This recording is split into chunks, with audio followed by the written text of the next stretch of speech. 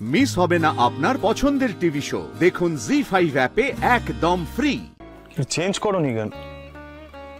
কি এটা? খাবারটা খেয়ে নি। তো বললাম আমি খাবো না, কেন এনেছো খাবারটা? সবসময় সবকিছু কি নিজের জন্যই করতে হয়? আপনি খাননি বলে কিন্তু মাও খাননি, আর মা সারা রাত যদি না খেয়ে থাকে তাহলে রাতের ওষুধটা কিন্তু মায়ের খাওয়া হবে না।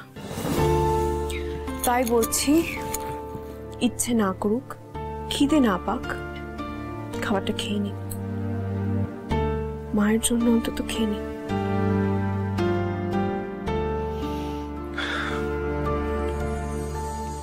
নাকি মা আগের মতো নেই, না খেয়ে আমার জন্য অপেক্ষা করবে না।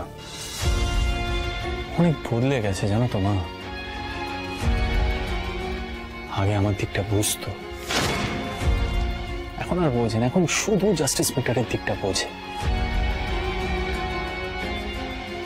এই যে আমি বললাম যে সঞ্জনা ইজ আ নোবডি, হুট করে এরকম কেন রিঅ্যাক্ট করলো? কেন বুঝতে পারে না যে সঞ্জনাকে জাস্ট পছন্দ করি না, I don't like her, simple.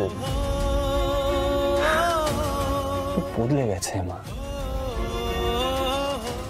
ধ্রুব কি আমাকে ভুল বুঝছে? ও তো এইভাবে আমাকে কোনোদিনও ভুল বোঝেনি। এই মেয়েটাই কি তাহলে ওর মাথায় এই কথাগুলো ঢোকাচ্ছে? নাতিবাবু, আমরা যখন না চাইতেই সবকিছু পেয়ে যাই না, তখন তার দাম দিতে জানি না। মা ডাকলেই মা চোখের সামনে চলে আসছে,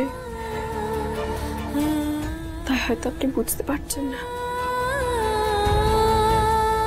মা চোখের আড়াল হলে হয়তো বুঝতে পারবেন। মারা পাল্টায় না, মায়ের মন তো, তাই বলছি আপনি খেয়ে নিন, একটু হলেও খেয়ে নিন, আর যান মাকে খাইয়ে আসুন। তুমি সবটা বুঝে গেছো তাই না জোনাকি বিশ্বাস? আমি চাই না আমার মতো করে আপনাকে বুঝতে হোক। নাতিবাবু, দায়িত্ব পালন করতে গিয়ে ভালোবাসাটাকে অবহেলা করবেন না। জোনাকি বিশ্বাস আমার দায়িত্ব। আমি শাড়িটা পাল্টে নিই, আপনি খেয়ে নিন, আর মাকেও খাইয়ে আসুন।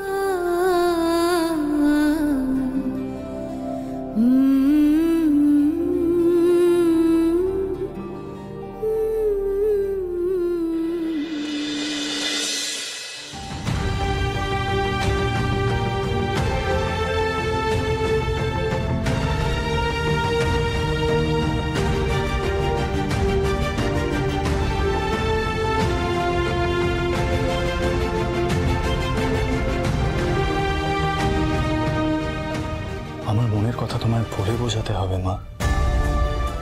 তুমি তো আগে না বলতে সব বুঝতে পারতে গো।